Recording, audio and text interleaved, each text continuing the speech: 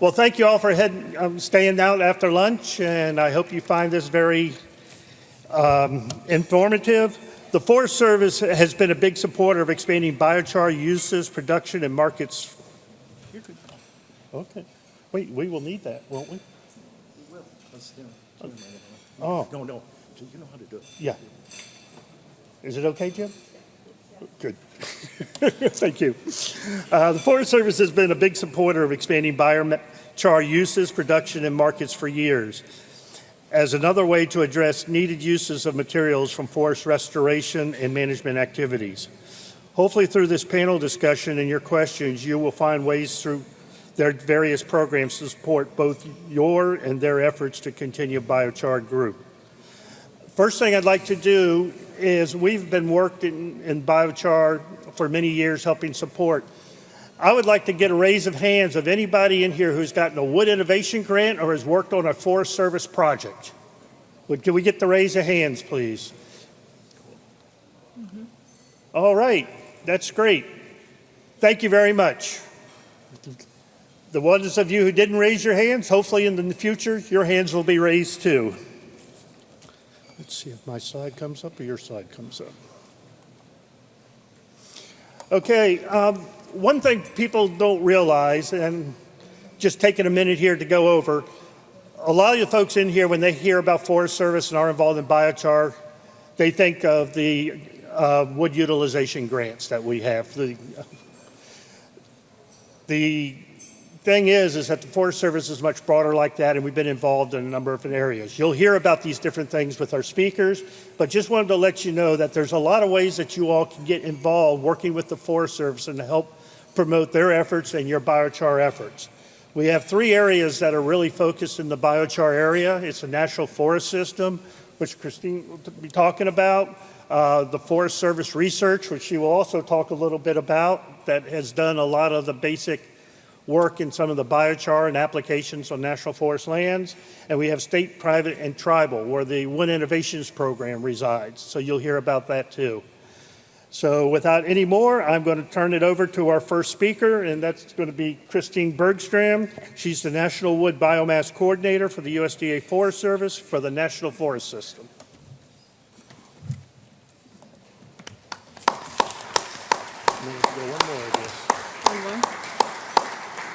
Oh, no, that's okay. I can start here. Okay. Good afternoon, everyone. I'm Kristen Bergstrand. It's great to be here. I work for the National Forest System. Within the US Forest Service, we manage public lands, known collectively as the National Forest System, comprised of 154 national forests and 20 grasslands, which are in 44 states, Puerto Rico, and the Virgin Islands. We manage 193 million acres, or about 9% of the total land area in the nation. I work across these forests to deliver the Forest Service mission to sustain the health, diversity, and productivity of the nation's forests and grasslands to meet the needs of present and future generations. Our motto is caring for the land and serving the people. Today, I also have the honor of representing our forest research and development area within the Forest Service, which delivers user-friendly scientific products as part of the Forest Service Research and Development's commitment to improving the public's ability to search, retrieve, and analyze both scientific publications and research data. Their work informs forest management, actions taken by the Forest Service, states, tribes, and other land managers to sustain the health, diversity, and productivity of the nation's forests and grasslands. During the presentation, I'll talk about Forest Service biochar research and development work that has happened on national forests, why national forests are so interested in this work of supporting and expanding biochar production, and opportunities to share some highlights for applications, field resources, and outreach and education publications produced by our Forest Service research scientists. What interest do national forests have in exploring opportunities for biochar? There are really 4 areas we are focused in regarding biochar: how biochar can benefit national forest management, biochar can reduce fire danger by removing hazardous fuels and forest residues, it can reduce CO2 emissions from our pile or prescribed burning, it can enhance our water retention and soil properties to improve forest growth, And the largest potential impact for biochar we see is the opportunity to treat more acres through expanded biochar or biochar product or carbon markets. Those markets would create a demand for biomass that isn't currently used, which would result in more acres treated and a safer, healthier, more resilient forest for the future. How specifically are National Forest staff and Forest Service research and development scientists expanding biochar production? National Forests have been serving as a research and demonstration ground for many years to understand the logistics, different technologies that produce biochar, how best to implement in-woods production, how much and where to apply biochar back on the landscape for maximum benefit, and what the economics are of biochar production and application.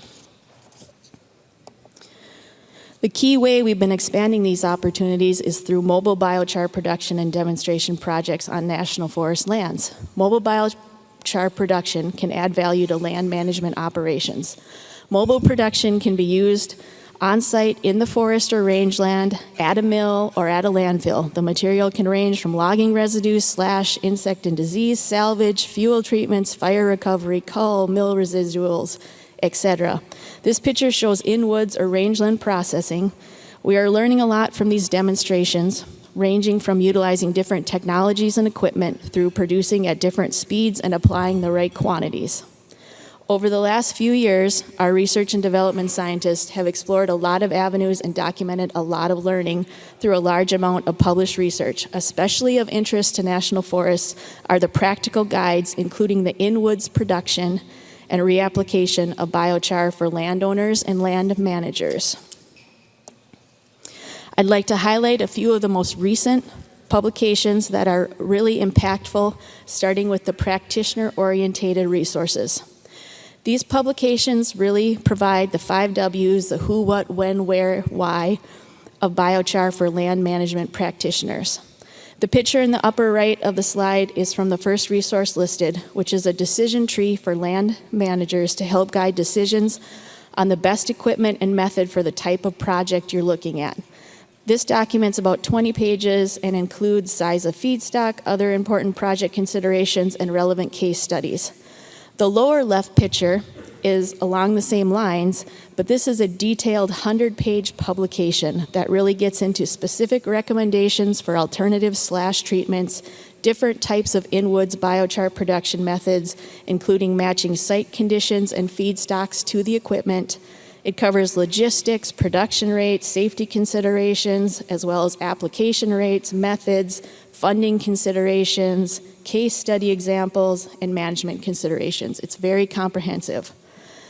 The third bullet on the slide is not a USDA publication, but an EPA fact sheet that explains that air curtain incinerators do not need EPA Title V permits if they burn only untreated wood waste. That link will explain more, and these slides will be available. But the important takeaway is that Title V permits are not needed for air curtain incinerators burning clean wood waste. Moving on to highlight some additional field resources from research and development scientists' work on National Forest lands. Happening now or recently published include using biochar to create pollinator habitat and log landings. More information on mobile air curtain incinerator biochar production using trailer-mounted units, and considerations for how biochar can affect tree growth and decay after thinning.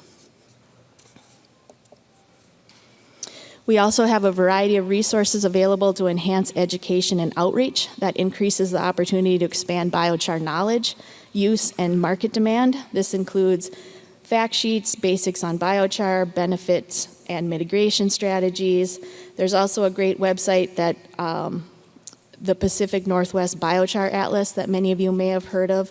That's really meant as a kind of a practical guide for farmers, gardeners, and other end users of potential biochar, benefits of biochar, and that's really for the Pacific Northwest region. I've talked about these great resources, and while you'll have the slides from the presentation, I want to make sure you all know where to find all this information. There's an online official repository where this information resides. I want to take a moment, and I'd like you to raise your hand if you know the answer to this question. What is the name of the website where all U.S. Forest Service research and development publications are found? Please raise your hand if you know the answer to this question. This is audience participation. Oh, goodness. All right. Well, the answer is Tree Search. And there are a few folks in the audience that did know that, but I would really recommend everyone please check out that website. There's a lot of biochar-specific information. The website has 97 publications on biochar spanning from 2009 over the last 15 years, 16 publications of which have been published in the last 2 years. Now that I've given you the location of where this valuable information can be referenced, let's circle back to recap the different ways national forests and research and development scientists are expanding biochar production and opportunities. This is a bulleted list of what's happening now and the planned activities through 2026 that include national forests and Forest Service research and development. We continue to create great opportunities through partnerships on initial and applied research regarding enhanced production technologies, providing practitioner resources, furthering understanding of biochar application and uses, creating education and outreach opportunities, and supplying wood feedstocks to these emerging markets across the nation. Ongoing research on 29 biochar research projects alone, or combined with public demonstrations, is continuing through 2026. This slide shows the many varied forest management benefits we see that biochar provides in the 4 areas I mentioned earlier that correspond with goals we have for national forest management, and why national forests are so interested in expanding biochar production and opportunities. There are soil, forest residue, market, and restoration benefits for many forest management applications. We know a lot about the benefits of biochar for forest management. I've talked about available practical resources for land managers and all things Forest Service research and development scientists are doing with the National Forest System. The key connections I'd like you to take away are that national forests have available biomass to supply wood feedstock that can drive these markets. National forests provide places for Forest Service scientists to accomplish important research and act as demonstration grounds to expand biochar opportunities in national forests and forests worldwide. National forests need markets like biochar now for wood/forest residue, diseased and damaged wood, salvage wood. All that wood needs to be removed to reduce the fire hazard on the landscape. A large part of my job is to find growing opportunities like biochar that can use biomass and non-merchandised wood off of national forests that we need treated and removed from the forest. Removing this material to create products benefits forest health, can improve public safety, and protect infrastructure. Without markets or commercial outlets driving demand, this material often doesn't leave the site. Without funding and additional resources, this biochar production and application doesn't happen on public lands. Typically, without a market, this wood remains standing, is piled, or is masticated, which doesn't alleviate the fire danger or the goal of removing the material for forest health. Our desired outcome is to have this wood create valuable renewable products. I borrowed this slide from a colleague because I thought it was really clever and impactful. How would you like your char? Thank you. I'll turn it over now to Brian Brashaw, who will be talking about Forest Service programs he manages that support the industry and markets that are critical for not just national forests, but all forests. I can't emphasize enough that markets like biochar are the ability to manage our forests, and managed forests provide resiliency, which leads to increased health, increased recreational opportunities, and the stability of the necessary environmental services that we demand. Thanks for the time. I look forward to the Q&A at the end of the session.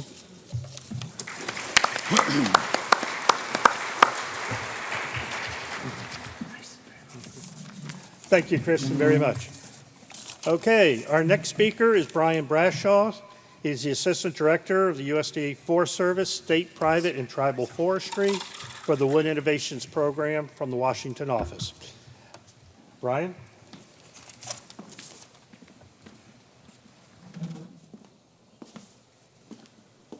Hi all, good afternoon. Hey, welcome to Minnesota. I can say that. I've been here 35 years. I live about 2.5 hours north in Duluth.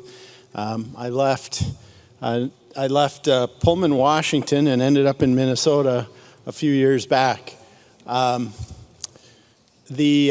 must have something going on good today, because my wife texted me this morning and said, I heard about the king of biochar, and he was on the radio this morning. So Jim Doughton had an interview this morning, Minnesota Public Radio. My wife heard it, and she was paying attention and said, oh, that's where you are this week. So anyways, welcome to Minnesota. So glad you're here. That beautiful weather we had yesterday. A week ago, it was like 35 degrees in the morning. So enjoy today's 72 degrees. So I have a great job. I think I might have the best job in the Forest Service. I started as a forester. I grew up in northern Wisconsin. My dad worked for a hardwood lumber company, now 5th generation. I went to forestry school in Wisconsin, Stevens Point, and then I went west and learned about things like glulam beams, oriented strand board, particle board, medium density fiber board, and all sorts of other good stuff. Came back here in Minnesota in '91, have continued to do a lot of really good stuff. Over the last couple of years, I think my new title probably should be used biomass salesman, because those are the kinds of things that Kristen was just talking about. What is it we can do to really support this connection between markets and forest management? And that's the focus of everything that the Forest Service has going on. We are a U.S. Department of Agriculture agency. Kristen Tripp is here from Agricultural Resource Service, ARS Service. We may be the only few folks here from USDA this week, but very proud to be involved and engaged. Often we think about national forests, and you think about fire and wildfire smoke that we've all been experiencing, even here in Minnesota this year. But there's other parts of the agency, and that includes the research folks and the folks in state, private, tribal forestry, which I represent. Everything we do is with partnerships. Partnerships matter, and we're very thankful for the partnership with so many of you in the room. What do you say, Tom? Maybe 7-8 years ago, I started hearing about this thing called biochar, and I said, okay, let's see what we got. I wasn't necessarily specifically interested in biochar at the time. I just wanted to figure out what to do with all this low-value material. We start with round trees. We cut them into rectangles. We have sawdust, we have chips, we have forest biomass that needs to be, we have tops, we have limbs, we have unmerchantable trees, we have all of this stuff that creates wildfire risk.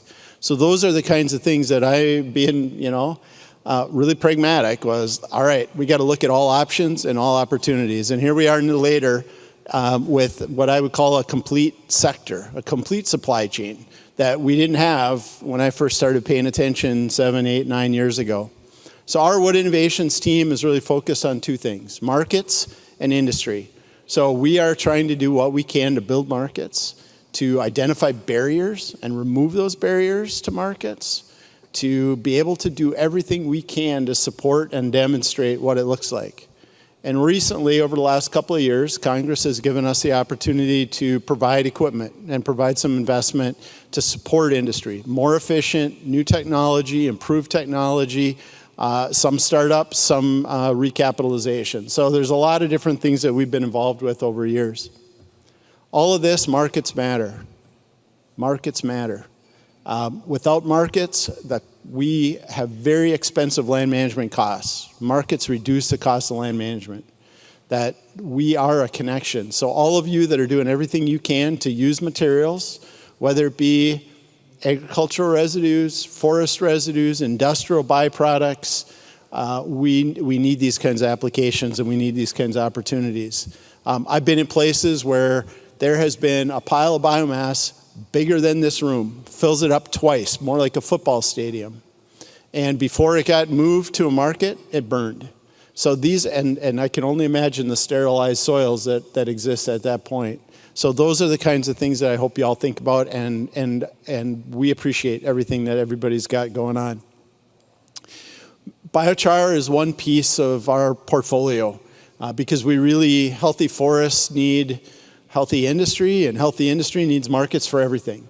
So we are involved in everything from lumber to residues and byproducts. Biochar, biofuels, biochemicals, wood energy, baseload electricity, all of these things are critically important parts of our supply chain to be able to be as competitive as we can across the country. So biochar is a big part of that. But for those of you that are involved in the use of forest residues, especially from wildland forests, without loggers, none of this stuff happens. So we're seeing a loss in logging capacity across the country. So these are all things that we are trying to do everything we can to continue to support and understand the work that needs to be done. We'll talk a little bit about our grant programs. Appreciate everybody raising their hands along the way. This is what we invested in last year. So you can see that for the most part, I think this is 41 states. It was just over $80 million. I'm very appreciative of Congress, appreciative of USDA for allowing us to move forward. I can tell you that these projects that were funded have a connection to forests. They directly or indirectly support loggers, mills, wood energy facility, byproduct users. There's a couple of different colors on the map here, and you can see that the ones in yellow tend to be in the West, and I'll talk about that in a little bit, because I do think there's a difference in which grant somebody might apply for. What does the timing look like? Historically, how many people know when National Forest Products Week is? October. The third week of October. For those of us that may be working in forest products, we think every week is National Forest Products Week, and only once a year do we get a presidential proclamation, and that's actually something we're working on when I get back to the office tomorrow. So those are the kinds of things that are going to happen in October, third week of October, with a caveat dependent upon approval and funding availability. So we have 3 grant programs. Our wood innovation grants, our community wood energy, community wood grants, wood products infrastructure assistance. So we got 3 grant programs. Almost everybody is eligible. For-profits, not-for-profits, tribes, states, NGOs. So it really is a broad opportunity to apply. These are programs that are authorized under the Farm Bill and through the Infrastructure Investment Jobs Act, IIJA. So that's the legal authority, and then some of the funding comes from Congress as part of our annual appropriations. So mid-October, if everything goes right, we should announce availability. What I'll tell you right now is I don't know how much money will be available this year. They'll probably be announced, and most likely be announced with no specific dollar amount because we just don't know until ultimately Congress passes a budget and administration approves funding eligibility. So just because there's no dollar amount, don't let that mean you don't apply. Last year we gave out 80 million. The year before we did 70. I'm hoping it'll be north of 40, but those are all to be determined as we go forward. If you're an applicant, in the past you would email an application into us directly. Everything is going to go through grants.gov now. So one key piece of being eligible to apply is that your organization, your company, your firm, your universities, they're already there, but there's a sam.gov, SAM.gov registration.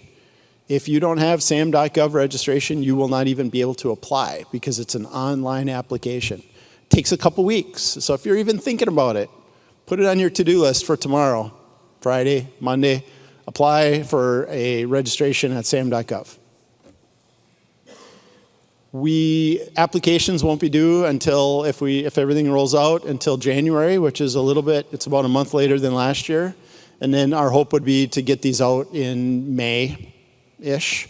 Last year we were delayed, but we got them out in the middle of July. So those are the kinds of things that we're looking at as we go forward. I'm not going to spend a lot of time. A lot of what I put here is just so that if somebody wants to look at these slides later, that they've got their information. Our Wood Innovation Grants, these are, if you're really focused on market development, this is a grant program you want to apply for. Up to $300,000 typically, although we do some combined heat and power that are going to be over 5 megawatts, okay? All of these, as you see, have a connection to our lands, to land management, to wildfire risk reduction, to resilient forests. So if you're applying for something that's going to be focused on an orchard, probably not as competitive as something that's going to come and have a connection to a national forest, state lands, public lands, or tribal lands that are an actual forest management. Farm Bill, this is a one-to-one match. So it doesn't have to be cash, it can be in kind, but it is a one-to-one match based on Farm Bill. It's statutory, we can't change that. Community wood. So Congress gave us a really long name on this one. It was called Community Wood, Energy, and Wood Innovation. So they kind of doubled up on the name, so we've just shortened it to Community Wood. This is a grant you want to apply for if you're looking at a thermally led project under 5 megawatts, or innovative wood products equipment manufacturing facility. All right, we consider biochar innovative. For the most part, I'm taking a really broad interpretation of innovative because we need markets and we need capacity for this stuff. Mills and facilities matter. If you have a project and it's on the innovative wood products side and it's not shovel ready, this is probably not your place to be. These are shovel ready projects, near term, going to make a difference in the next 1 to 3 years. We can fund 35%. So it's a little bit different. It's called leverage and not match. So if it was a $1 million total project, you could ask the Forest Service for $350,000. So it's a good program. It's been around. It's in the Farm Bill. Right now, the Wood Innovation Grants are in the House and the Senate markups, budget markups. The Community Wood is in the Senate markups. So we'll see how it all shakes out, but those are the kinds of projects and opportunities to fit here. The third one, if you are using material that starts on federal lands, so that's either Forest Service, Bureau of Land Management, this is the place, right? By statute, it says your material. We've said substantial amount, more than 50%, but substantial amount. We're willing to be flexible there. But from federal lands or from tribal lands, this is a place. So these are all those yellow hexagons that were in the west, usually connected to our national forests, which were on that map. So it's about $1 million. This is through the Infrastructure Investment Jobs Act. This is the last year of funding availability. Last year we did 20 million, 25 million in this one. So my hope is going to be the same. But if you're not sourcing from federal lands or tribal lands, this is not your grant. If you are, it is.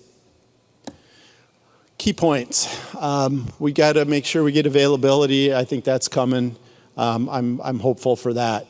SAM.gov, I already mentioned that. If you don't have a SAM.gov registration, you need to have one to apply. We have regional staff. So I am part of our national headquarters, although I'm in Minnesota. We have staff across the Forest Service in one of the regional areas that are near you. They're ultimately the ones that manage these grants once they're selected. Engage with them. This isn't one of those, we just apply and see what happens. This is one of those, hey, I got an idea. What do you think? Which of these grant programs should I apply for? So I tested it. You can just search Wood Innovations staff, and your little AI summary will pop up and tell you exactly where you need to go. The first link is the Forest Service Wood Innovations staff. Each of our staff members is by state, so geographic location, on the grounds experts. They probably already know a lot of you. That's my hope. we will keep everybody aware. We work with just about every forest products, wood products association that you can think of. I think I'm connected with 99% of the wood using industry in the country. So your trade associations, your membership associations, USBI will be aware. The word will get out if and when these things get announced for opportunity. I just want to highlight, there's a bunch of names that went up. Actually, I don't have your equipment here, Jim, but I went to visit Jim's facility north of Denver back probably about 7 or 8 years ago as well. And I saw a truck with biochar in Gaylord's ready to go to a customer. And that's when I realized, okay, this really does have legs and it really has a lot of potential. And so I appreciate Biochar now helping me see this opportunity to go forward. A lumber guy figured out that we got to figure out what to do with biochar as one of these options. So that's one of their decks. They're using wood off federal lands. We put $1 million investment in. Jim's going to talk a little bit about that to help him expand his operation and to do more. Here's another one. This one's in North Carolina that we've been involved with. Again, it was an opportunity through one of our grant programs to provide support to move this forward. We want to see volumes, right? That's what I want to see. We've got so much low-value wood in this country, whether it's in the south or in the Northwest or even here in Minnesota. We need to pay attention and we need to create markets for these kinds of opportunities. This isn't intended so you can read them in depth, but we've made a lot of investments. Last year was, this is just last year, but over the last 2 years, 19 projects, about $9 million. Some equipment, some of those market development projects that are going to try to move the needle and to get us into a real marketplace. So these are the kinds of things that we've been involved with and funded this year. Like I said, we have an incredibly talented team. These are folks that are out there. We have adopted Kristen, so we consider Kristen part of our Wood Innovations team. But we're out in the field. We're talking to people. We're engaged. We're providing hands-on assistance. We still have some expertise in subject matter areas that we've been part of. So much appreciated. This is an incredible team. Not quite as many as we used to have earlier this year, but an incredibly talented team that we have available. Here's my contact information. Please do reach out. I would say give it a little bit of time here. You don't have to, but the first thing, go get your SAM.gov registration. Every time I give one of these talks, our core regional staff starts getting phone calls. Definitely reach out, email them. I'll put you in touch. We got some time, but we want to help you identify projects that make an impact, that help us support forest management, that help us strengthen industry and mills, because without them, we just can't afford to do the land management costs that we need to do.